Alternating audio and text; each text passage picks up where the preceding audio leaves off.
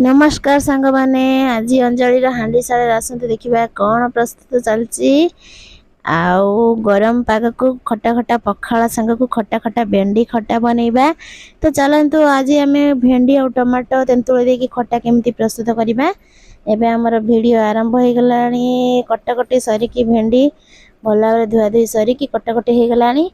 एबे आमे कड़े तेल पकईकी से तेजपत्र पकई देकी भेंडी को किसी समय पाए संतुली नबा कहीं भेंडी टिके नालुआ अंश थाए तो से आमे किसी समय भेंडी को संतुली दबा।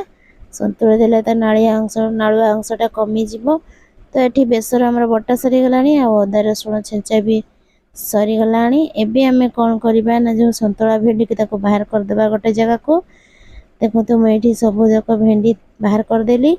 एपटे तेल पकईकी पियाज भी भाजिकी लाल गलानी से भृसंग पत्र आउ जो काटिकी रखी कच्चा टमाटो पकईकी भल भाव कषिदेलु।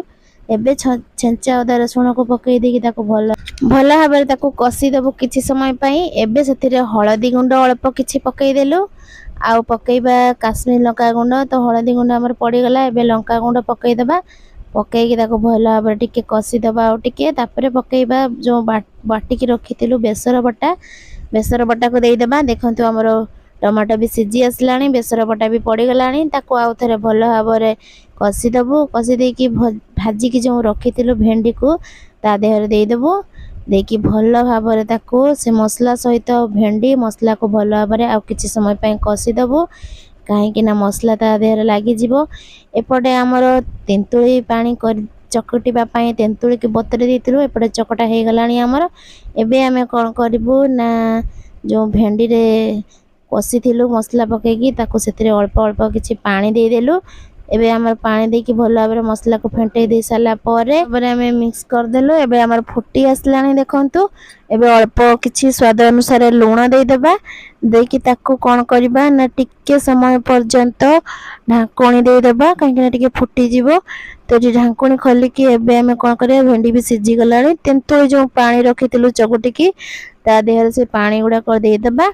देखंतु आमर भेंडी खटा प्रस्तुत हेई आसलानी। तो आउ टिके फुटिया पई छाड़ी देलु। एबे देखंतु आमर पूरा पूरी टेस्टी भेंडी खटा बनी गला। आउ खरा दिनिया पाग को टेस्टी भेंडी खटा आमर प्रस्तुत हो गला। एबे आमे पखाला खाइबा खरा पाग को पखाला तो बहुत बढ़िया लागिबो टेस्ट लागिबो। आ ता सही को भेंडी खटा आपण माने जदी खाइ नांती जल्दी जल्दी बनेकी निहाती खांतु। आ वीडियो को शेष पर्यंत देखंतु। आमे ओडिया आम खाइबा बढ़िया।